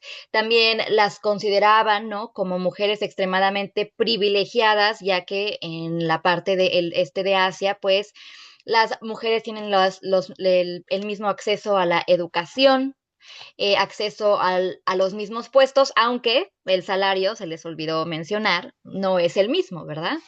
Y también es importante destacar con este movimiento que conforme pasó el tiempo, a partir del 2010, que fue su creación, pues varios hombres empezaron justamente a consumir el tipo de contenido que ya no solamente estaba en la plataforma de Ilve, sino también en otras redes sociales como en ese momento se llamaba Twitter, ¿no? Y ya hoy en día ya no. Entonces, ¿qué es lo que pasó? Bueno, pues que básicamente este grupo de hombres comenzó una campaña para promover varios adjetivos despectivos para describir las dinámicas de las mujeres, ¿no? Desde cómo se visten, cómo se ven, que ya no quieren tener hijos, que su meta principal no es el matrimonio, que tienen otras oportunidades tanto laborales como educativas, como de superación personal, y eso detonó entonces pues un antagonismo, ¿no? Entre la percepción que tenían los hombres de las mujeres, ¿no? Por supuesto, esencialmente misóginos, ¿no? Y que también generó o hizo ver, más que nada, el resentimiento masculino hacia nuevas políticas pro género que se dieron justamente dentro de estos años. Y por supuesto, el punto más importante que quiero destacar es que se estaba gestando un tipo de masculinidad en donde todo lo progénero, todo lo pro mujer se consideraba como anti-hombres, ¿no? Anti-hombres en una sociedad que fundamenta o que privilegia a los hombres de otra manera, pero estos pequeños pasos, estas pequeñas políticas progénero, por cierto, resultado de otras resistencias en la década de los 2000, pues son producto de estos movimientos, ¿no? Entonces, básicamente hay una situación de antagonismo entre los hombres y entre las mujeres. Voy a cambiar aquí. Y bueno, dentro de estos adjetivos misóginos que se crearon, aquí les tengo una tabla en donde vienen los términos de Ilve y los términos de Megalia, ¿no? Por ejemplo, Ilve decidió llamar a las mujeres como chica de pasta de frijoles, ¿no? Una chica universitaria que comería lo más económico, pero tomaría un café de Starbucks, ¿no? Refiriéndose justamente a esta situación de la necesidad de algunas mujeres de aparentar cierto nivel de vida, ¿no? Kim Chin-yo es una mujer que juzga a los hombres por sus ingresos económicos y Mam Chung, que es una mujer insecto, ¿no? Y que es incompetente para concentrar o para procrear hijos, para tener una familia y que solo se concentra en cosas materiales. Se da entonces la situación de mirroring, ¿de acuerdo? A través de la creación de grupos feministas como Megalia, en donde el mirroring justamente hace una estrategia de tomar ese insulto y regresarlo, ¿no? Todo esto, por supuesto, en espacios digitales, ¿no? Con Chinyam, por ejemplo, un hombre oportunista que le gusta dividir la cuenta durante las citas románticas. Kim Chinyam, un hombre que juzga a las mujeres por su apariencia. Un hombre también que tiene genitales pequeños. Padre insecto, padre ausente, hombre que no colabora con el aseo del hogar. Entonces, esta estrategia que tuvo Megalia de el mirroring, de justamente hacer una respuesta, una resistencia a todo el colectivo, el imaginario que se estaba formando contra las mujeres, pues fue bastante exitoso. Y estos términos, ¿no? que creó Megalia, pues se viralizaron en redes sociales, pero también estaban justamente en protestas en las calles, sobre todo por los asesinatos y el acoso que se estaba llevando en transportes públicos como el metro o los autobuses. En 2015 surge este grupo que les comento, sin embargo, en 2016 lo que se hace es una partición de aquellas mujeres que no consideraban a las mujeres trans como mujeres y se da esta partición de WOMAD, ¿no? WOMAD justamente como un movimiento autodeterminado lesbofeminista en donde pues simplemente estaban a favor de las políticas, de los movimientos, de la creación de instituciones en donde beneficiaran a las mujeres biológicas. Por supuesto que estos dos no son los únicos más importantes. El colectivo Joint Action, pues también se tiene un final exitoso en 2017, pero como les comentaba, ¿no? No es simplemente un movimiento que surge en 2 años y listo. Como se dan cuenta, es una lucha histórica poder tener un procedimiento de aborto legal que comienza justamente a partir de la década de 1950, en donde el Código Penal marca el aborto en los artículos 269 y 270 como un crimen. En 1970 se da una reforma a la Ley de Salud Materno-Infantil, en donde se dice que sí se va a permitir el aborto bajo 5 excepciones, y hay una política también antinatalista que se puede rectificar en el Plan Quinquenal de Desarrollo Económico y el Programa de Planeación Infantil de 1975. Para la década de 1980 y 1990, pues cambia esta política de antinatalidad a política pronatalidad, en donde se necesitaban que las mujeres tuvieran más hijos, y entonces también se da una reforma a ley del servicio, en donde se da la preferencia a los hijos y particularmente que sean hijos masculinos.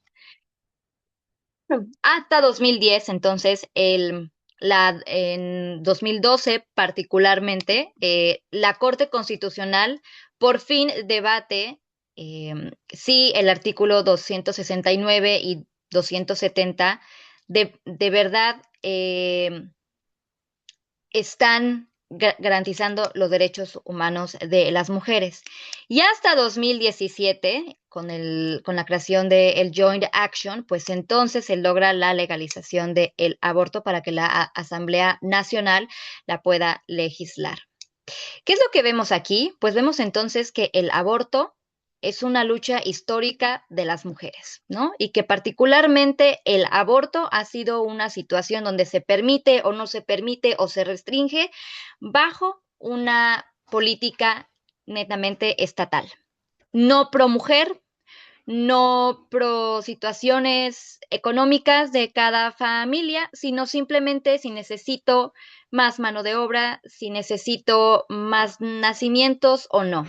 Estamos hablando aquí que esta lucha histórica pues no solamente deja ver, ¿no?, que el Estado fue el rector de la corporalidad de las mujeres en cuanto a lo que se necesitaba en ese momento de la historia, sino también deja ver que estos movimientos pues no son nuevos y requieren justamente de cosmovisiones, de aprendizajes, de conocimiento que se fueron dando en movimientos pasados. Aquí les pongo, por ejemplo, otros foros, ¿verdad? Colectivos que no los mencioné, pero están aún activos como Women Link, Femin Tank, Femin Monsters, el Centro de Ayuda a la Violencia de Corea. Los primeros 3 que acabo de mencionar, pues es justamente los que impulsan, ¿verdad?, a una posible legislación del aborto y dan a entender pues lo que les mencionaba, ¿no? El cuerpo, la corporalidad de la mujer siempre ha sido un espacio de reproducción, de disputa, pero también de dominación. Y en los espacios digitales se ve cada vez más, ¿no? La apariencia de la mujer, la corporalidad, siguen siendo uno de los puntos más Y Dalia, específicos. Ya voy a acabar. perdón, hay que ir cerrando, por favor. Sí. Como les comentaba, el colectivo Joint Action. Y bueno, pues aquí tengo ya mis reflexiones finales. Pues las jóvenes surcoreanas, no aisladas a un contexto internacional y a las dinámicas capitalistas, experimentan desafíos muy particulares que no son fáciles de enfrentar, particularmente por la situación de su sociedad, pero también por las diferencias y las estructuras patriarcales que se encuentran fomentándose y reproduciéndose. La polarización que se creó entre Ilbe y Megalia en un primer momento, pues lo que buscaba era culpar a un grupo social cuando pues había otras causas directas en las dinámicas que se estaban llevando a cabo dentro de la sociedad y que afectan no solamente a jóvenes, sino también a otros sectores de la sociedad. Woman, Joint Action y Megalia cuestionan entonces estas jerarquías que se reproducen no solamente en espacios físicos y digitales, sino también en estas instituciones y que se convierten pues muchísimo más comunes y menos cuestionadas dentro de la sociedad. Eso sería todo. Muchísimas gracias. Muchas gracias, Idalia. Igual, pues sumamente interesante lo que nos comentas. Muchas de estas cosas, incluso nuevas para mí, por ejemplo, lo confieso, así que lo que más llama mi atención de lo que mencionas es resaltar la influencia del uso de las redes sociales en las mujeres, ¿no? O sea, cómo el simple uso de las redes sociales ha traído tantos problemas sociales y en lo que tú nos narras, pues problemas de violencias específicas contra las mujeres. Sobre todo, pues hablando de países como Corea, que son conocidos por sus avances tecnológicos, ¿no? Y que en el mundo se admira todo lo que se produce en Corea, pero hasta dónde se ha llegado, ¿no? Estos niveles de odio que tú nos estás explicando. Pero bueno, frente a eso, nos demuestras también que las mujeres se han apropiado de esos espacios, que no se han quedado sin hacer nada, sino todo lo contrario. Y yo te preguntaría, bueno, se me hizo muy curioso este término de feminismo de perfil bajo, ¿no? Como, no sé, siento que hasta cierto punto, no, o sea, no puede haber un feminismo de perfil bajo, no sé, está curioso este término, me parece muy interesante, pero... Sobre todo yo te preguntaría, porque yo he escuchado entre mis alumnas que hablan sobre movimientos así, tal cual denominados movimientos antifeministas en Corea. Yo quisiera saber si realmente existen como tal, porque ya nos hablabas de este fenómeno y por ahí mencionaste ejemplos, pero lo que me gustaría saber es si estos grupos se denominan así, antifeministas, y hasta dónde han llegado con sus protestas o con sus demandas. Eso es lo que yo te preguntaría. Y bueno, pues yo creo que sería un buen momento para que comencemos con esta ronda de preguntas. Entonces, si les parece, le doy la palabra de nuevo a Wendy para que nos ayude con su comentario. Hola, con mi tarea. Sí, por favor, Sí. Wendy. Tu pregunta era más o menos ¿cuáles eran o han sido los objetivos principales de estas movilizaciones de mujeres, de algunos de los que mencioné o que no mencioné, y que si veo algún tinte feminista, ¿no? En ellos, y de qué modo lo veo. Entonces, por ejemplo, en este caso, bueno, de este siglo, ¿no? En este caso de esta generación más joven, universitaria, movilizada, manifestándose por, eh, a raíz como de una serie de casos de acoso y violencia sexual que salen a la luz en las universidades, ¿no? Y que la tendencia era, obvio, proteger al perpetrador del crimen y no a la víctima, ¿no? O más bien tipo criminalizar a la víctima. Este, Se organizan toda esta serie de protestas, que ya en algún momento la institución estatal esta de protección de las mujeres contra la violencia, como que dentro de la estructura estatal había tenido esfuerzos o iniciativas por hacerlo, ¿no? Pero bueno, al final formaba parte de la estructura del Estado. Entonces,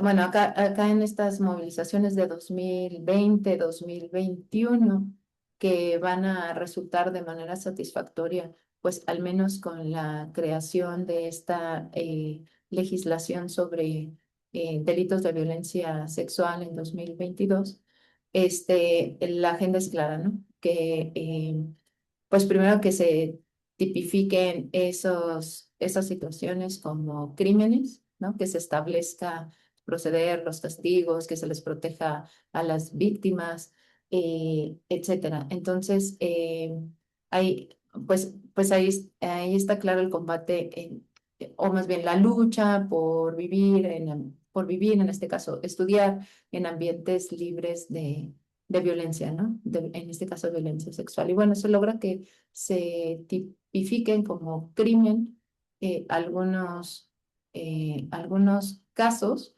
como, es decir, no solo el acoso sexual y no sexual, sino también la esterilización forzada, la contracepción forzada. eh, em, Ahorita no me acuerdo otro, pero eh, como,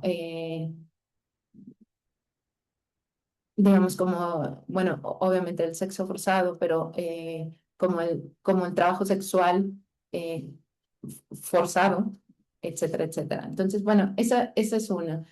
Respecto a la otra que mencionaba, sobre estas mujeres manifestándose en contra de la reforma laboral de 2020, mujeres trabajadoras de fábricas, bueno, considerando que el 80% de las mujeres, o sea, trabajan en estos sectores intensivos de mano obra, ¿no? Mientras que los hombres trabajan en los sectores intensivos de capital, es decir, oficinas.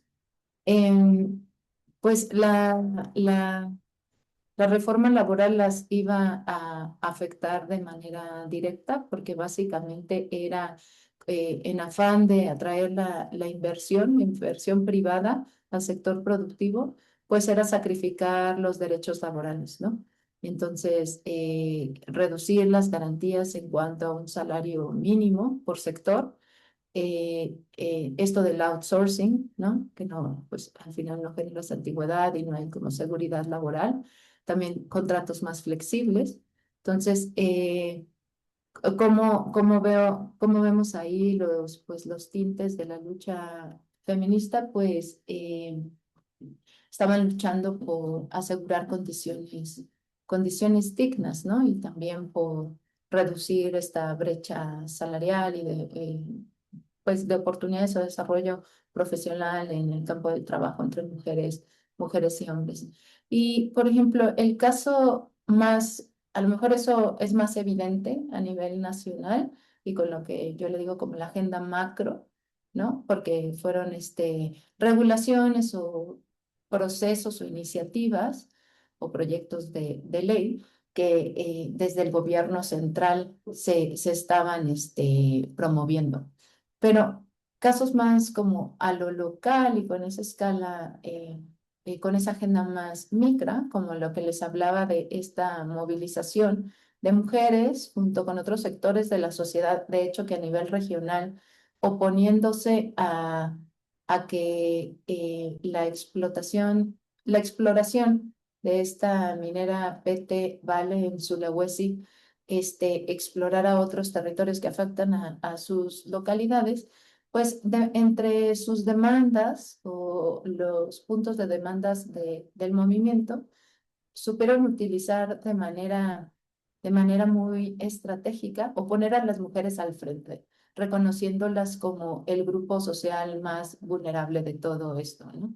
Y haciendo referencia a la convención de la que Indonesia es firmante con el compromiso de erradicar cualquier tipo de discriminación contra la mujer y sobre todo la mujer rural, en áreas rurales, ¿no? Entonces, bueno, básicamente usando este lenguaje legal, pues decían, se está violentando esa garantía que se supone el Estado indonesio asegura para promover la igualdad de acceso y de beneficios a las mujeres y a los hombres rurales. Entonces, también por ahí lo vemos, pues como parte de la agenda feminista, reducir la brecha, garantizar como las igualdad de condiciones, etcétera, para las mujeres, pero lo vemos combinado con la lucha campesina y de otros sectores, al final defensa también del territorio y formas de sustentabilidad, ¿no? Ahí está, gracias. Muchas gracias, Wendy. Bueno, pues le doy la palabra a Fernanda para que nos conteste la pregunta. Sí, sobre las expectativas sociales de las mujeres en India, la verdad es que siguen siendo bastante tradicionales. O sea, es muy interesante porque en las películas y en las series de televisión se explora cómo coexisten estos impulsos que había mencionado, ¿no? Por un lado, sí, las mujeres van a la escuela, tienen una educación universitaria, etcétera, especialmente en entornos urbanos y de clases medias para arriba, pero la realidad es que al final tanto en el hinduismo, en el islam también, pero mucho más en el hinduismo, es una de tus obligaciones en esta vida es casarte. O sea, no puedes, pero eso también aplica para los hombres. Para los hombres también está mal visto que después de cierta edad, pues aún no se hayan casado. Por supuesto, el peso es mucho menor que para las mujeres por cuestiones de edad reproductiva, etcétera. Pero si la idea es que las mujeres, se casen, en algunos casos sí, que sigan trabajando, especialmente si viven en Europa, Estados Unidos, etcétera. O si no, pues, si no es necesario, pues que su marido sea el único proveedor del hogar. Entonces, siguen siendo expectativas que podríamos decir muy de familia tradicional. También un poco esto ha cambiado, dado que en India ha sido muy común el modelo de familia extendida. Las mujeres cuando se casan se van a vivir a la casa del esposo, de la familia del esposo, y es vivir con los suegros, con los hermanos del esposo, con los sobrinos. Entonces, como insertarse en una dinámica nueva como extrañas, es muy desgastante, obviamente. O también, de nuevo, lo que ocurre en sus ciudades más grandes, Delhi, Bombay, etcétera, pues sí, ya son familias nucleares que viven por su lado, pero sí pesa mucho esto. Incluso en las películas, cuando vemos estas mujeres haciendo cosas diferentes o siendo emprendedoras o así, nunca se deja de lado que en algún momento, si no es que dentro de la misma película, se case o que tenga un interés romántico con el que se va a casar eventualmente. Entonces, es la coexistencia de múltiples expectativas que podríamos decir que por un lado son más tradicionales y tienen que coexistir en una dinámica capitalista neoliberal, pero también es muy interesante que el hecho de que tengas, por ejemplo, hay sitios, aquí, así como aquí hay apps de citas, ahí hay apps para que se hagan matrimonios arreglados, porque también esa sigue siendo la práctica hasta el día de hoy en todas las clases sociales y en casi todas las comunidades religiosas. Todavía se practican los matrimonios arreglados. Sí hay consentimiento, más ahora, me imagino que antes, de ambas partes. Si los prometidos pues, de plano no congenian o las familias no congenian, pues se cancela el compromiso y se busca a alguien más.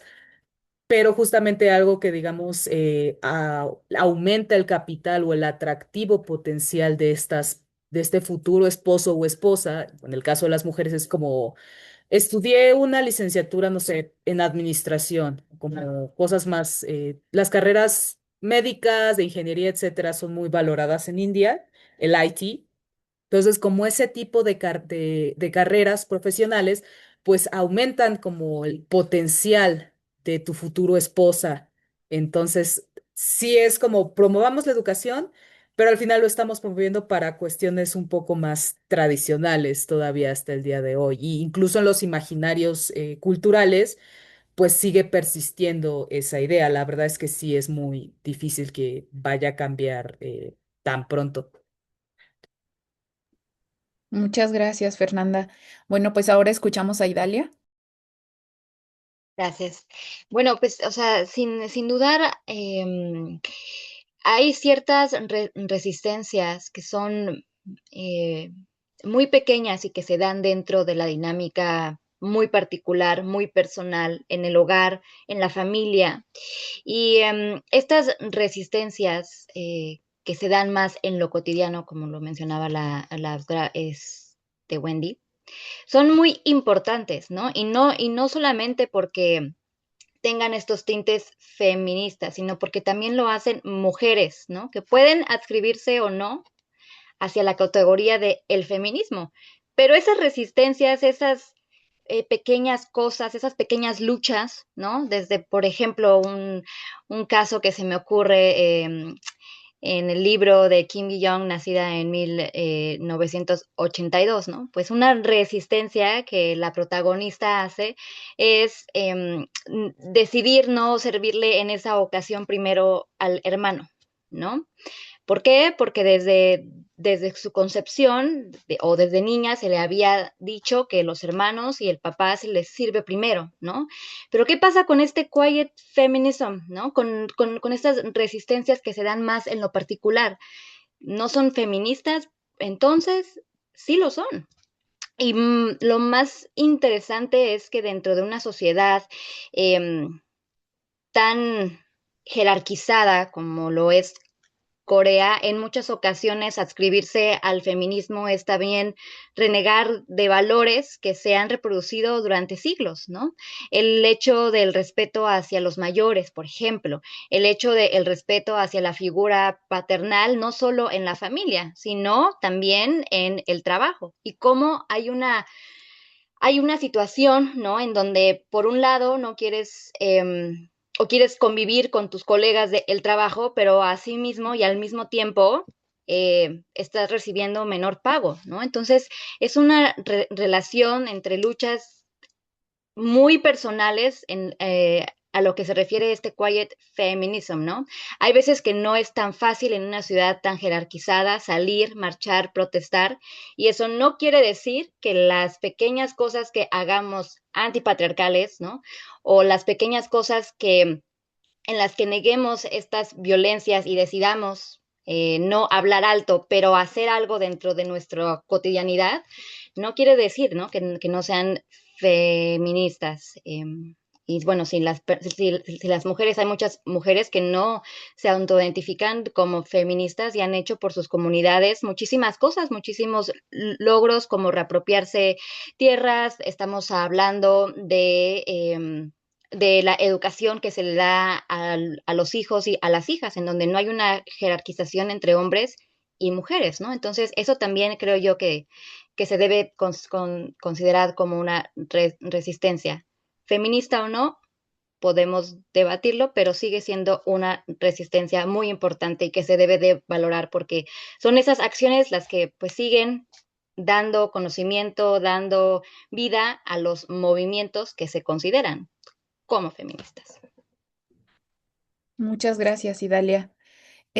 Bueno, pues tenemos dos preguntas de nuestra audiencia. Primero, bueno, se las voy a leer y pues quien guste responder, ustedes me indican. La primera es, bueno, nos dicen felicidades a nuestras ponentes. Me gustaría hacer una pregunta para todo el panel. ¿Puede la agencia de las mujeres existir fuera de las condiciones de opresión materiales, culturales y políticas que la producen? ¿O esta agencia siempre es una agencia negociada, parcial y situada, como nos muestran los casos de Indonesia, India y Corea del Sur? Em, Les voy a leer la segunda pregunta. Em, y que surge por el tema de particular de Corea, pero es para quien guste responder. ¿Cuál es la situación política de reconocimiento o no de las mujeres trans en los países que están estudiando? Si es que ustedes tienen ese conocimiento, ¿a qué se enfrentan? ¿Hay reconocimiento o no del Estado? Son estas dos preguntas. Si quieren, vamos con la primera, con quien guste responder. ¿Quién se anima?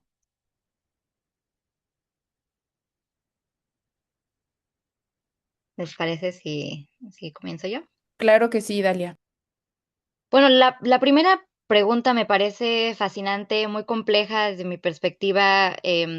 Mi tesis fue sobre las resistencias en Corea del Sur y si puede existir fuera de estas condiciones, pues depende, ¿no? Hay ciertas resistencias que a lo mejor podrían em, virar hacia un mejoramiento en las condiciones, en los procesos o en las mismas instituciones, pero en el caso de las resistencias feministas y particularmente en Corea del Sur, pues son negociadas y también apropian ¿no? Y reapropian espacios, reapropian su corporalidad, la manera en la que son vistas, pero también las condiciones en las que se desenvuelve. Estoy hablando de matrimonio, estoy hablando de oportunidades laborales, estoy hablando de el salario, ¿no? Que aún sigue siendo más bajo que los hombres en los mismos puestos.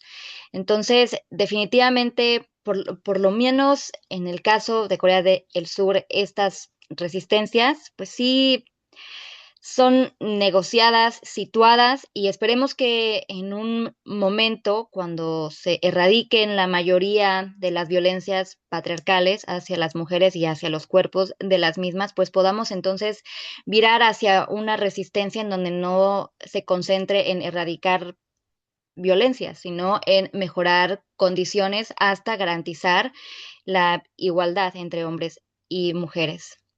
Y en el caso de las mujeres trans en los países que están estudiando, bueno, Corea del Sur es una sociedad que además no confuciana y que reconoce pues justamente los roles de cada uno, es una sociedad bastante generizada, pues es una sociedad también que no ajena al contexto internacional y de los movimientos de mujeres y de hombres trans han logrado cierto reconocimiento, ¿no? Actualmente si eres mayor de 19 años, si no tienes hijos menores de edad, si no estás casado, puedes hacer la transición y validar tu identidad como tal, ¿no? Por ahí del 2018 estaba un caso de la primera persona transexual que sirvió en el ejército y a los 2 meses fue expulsada, ¿no? Y bajo la condición de que tenía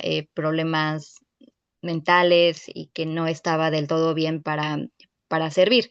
Recordemos, por supuesto, que la militarización en la República de Corea está masculinizada por el contexto histórico y el contexto jurídico que avala que todos los hombres tienen que hacer servicio militar obligatorio y me parece que en varios países del sureste asiático así es también.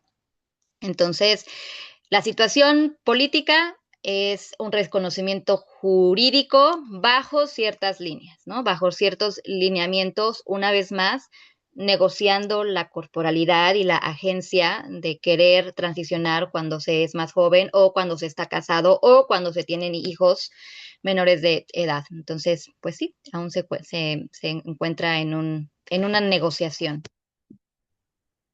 Muchas gracias, Idalia. Wendy, Fernanda, ¿nos quieren mencionar algo? Ah, pues, Fernanda, adelante. sí, gracias.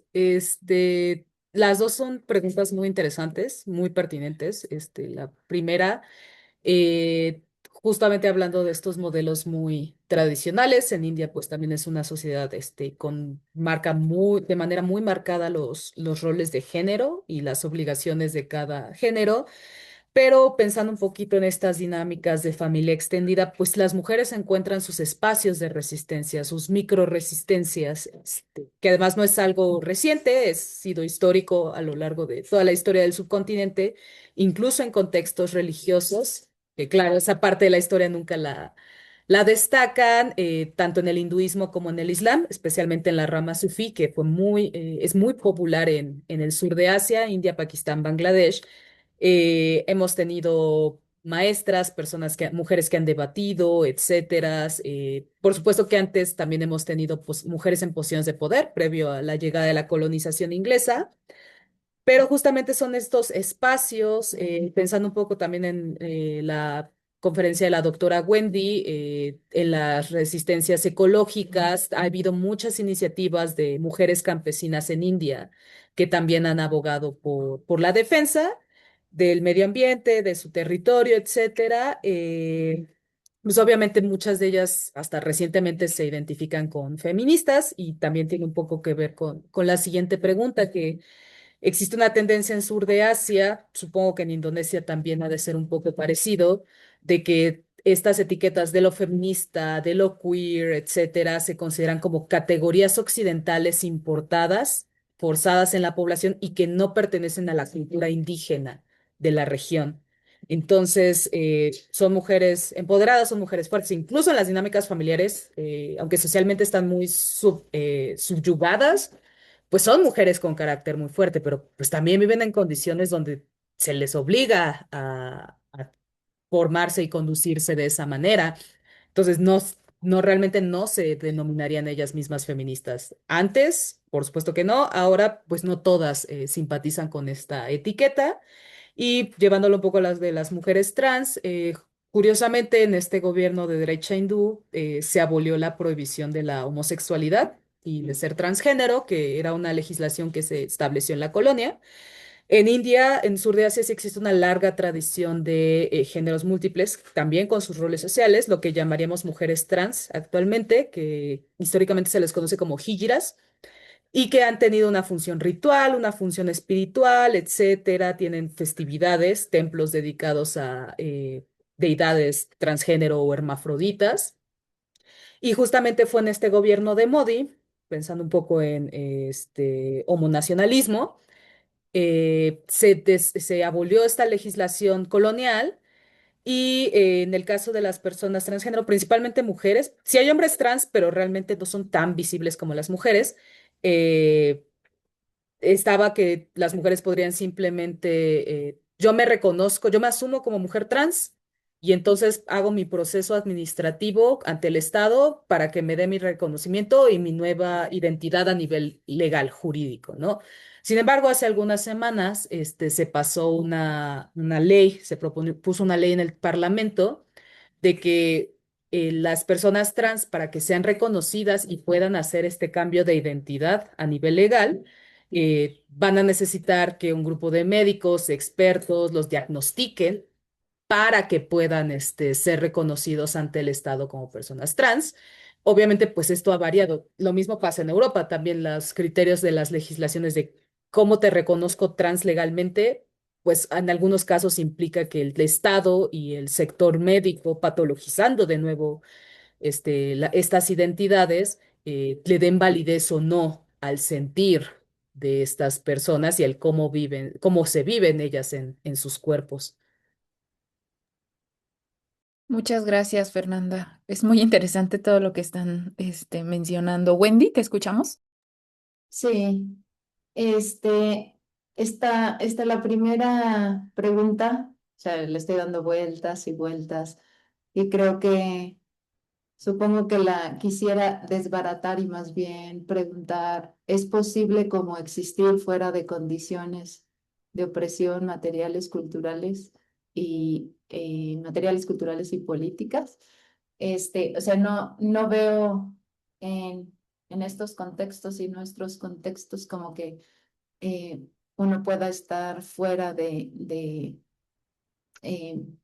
no en este momento, ¿no? Que estemos fuera de este tipo de opresiones. Tal vez, y esto depende la clase social a la que nos afiliamos o nos identificamos, las condiciones materiales que tenemos, etcétera, pues experimentamos esas opresiones, podemos experimentar más de algún tipo, no sé, más opresiones por la parte sociocultural, más por la parte material, en ocasiones son simultáneas, se combinan, se refuerzan, etcétera, etcétera, ¿no? Entonces, la respuesta corta desde mi interpretación es que pues siempre la agencia de las mujeres es una agencia situada, siempre es negociada, es dinámica, ¿no? Es estratégicamente también utilizada, desplegada, puesta en operación, como ya vimos, ¿no?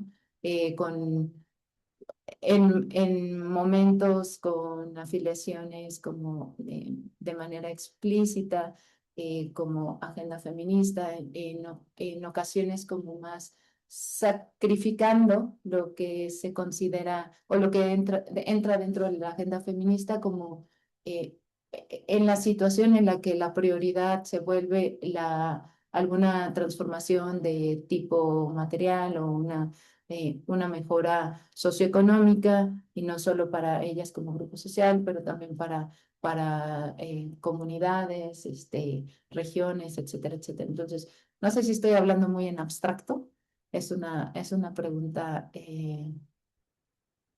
o sea, que le hace a uno cuestionarse para empezar como que podemos existir fuera de esas condiciones. ¿Existimos o es posible en este momento decir que hay alguien que existe fuera de esas opresiones, ¿no? Incluso si pensamos como, pensaríamos que las clases más adineradas, pensándolo por clases sociales, mujeres más adineradas, pues no tienen estas opresiones materiales y pensaría uno que tienen muchas otras libertades y acceso a igualdades que los sectores más bajos no tienen, pero también una serie de opresiones y expectativas diferentes, ¿no? En sus roles, en sus comportamientos, en las cosas que deben de cumplir para como entrar en la normalidad o el ojo desde donde están siendo evaluadas. Y respecto a la segunda pregunta de las mujeres trans en Indonesia, hasta donde sé, no es oficialmente prohibido reconocerse como tal, serlo, pero tampoco está oficialmente, quiero decir, a través de la legislación, no existe algo que proteja a este grupo poblacional, ¿no? O sea, si así se autoidentifican. Y me pongo a pensar en, digamos, en estos ejercicios, pues que te dicen mucho, ¿no? De qué es lo que el Estado ve, quiere ver y no quiere ver. Por ejemplo, los conteos estadísticos, ¿no? Los censos poblacionales, este tipo de cosas. Pues las divisiones que se hacen sigue siendo meramente lo que binario, ¿no? Mujeres, hombres. Y después lo mismo aplica en el caso indonesio para las religiones, ¿no? Solo las que se reconocen. Entonces, no se prohíbe, pero no se reconoce y queda evidente que, digamos, una muestra es esto de la legibilidad que da a los censos, pues el Estado indonesio totalmente los borra, ¿no? Como para el conteo de la población. Lo que sí, y depende, pues esto relacionado con la diversidad de regiones, de qué formas ha tomado el Islam, el catolicismo, el protestantismo, cómo se ha mezclado con otras prácticas al interior, etcétera, pues puede haber mayor y menor grado de discriminación hacia las mujeres trans, eso sí. Entonces, en mi experiencia, en la ciudad capital, en Yakarta, he visto grupos de mujeres trans y como que son muy visibles, mientras que en áreas como más rurales, que digamos hacia islas, hacia el este de Indonesia, que son, bueno, que de por sí tienen una historia como de conservadurismo, pero en estos tiempos recientes hay, hay un mayor auge de ese conservadurismo, pues no son visibles como para el ojo ajeno. Espero te haya respondido. Claro que sí, Wendy, muchas gracias. Bueno, pues muy valiosos todos estos comentarios. Yo creo que con esto podemos ir cerrando. Valoramos muchísimo sus intervenciones, aprendimos bastante. Bueno, al menos hablo por mí, yo aprendí mucho el día de hoy. Me llevo también muchas tareas, ¿no? Para seguir investigando sobre estos temas que son interesantísimos, sobre Indonesia, sobre India y sobre Corea del Sur. Así que les agradecemos muchísimo, Idalia, Fernanda y Wendy. Les agradezco a nombre del grupo de estudios sobre Eurasia y pues con esto cerramos la mesa. Muchas gracias y espero que nos encontremos pronto. Hasta luego. Gracias, hasta luego. Gracias, hasta luego.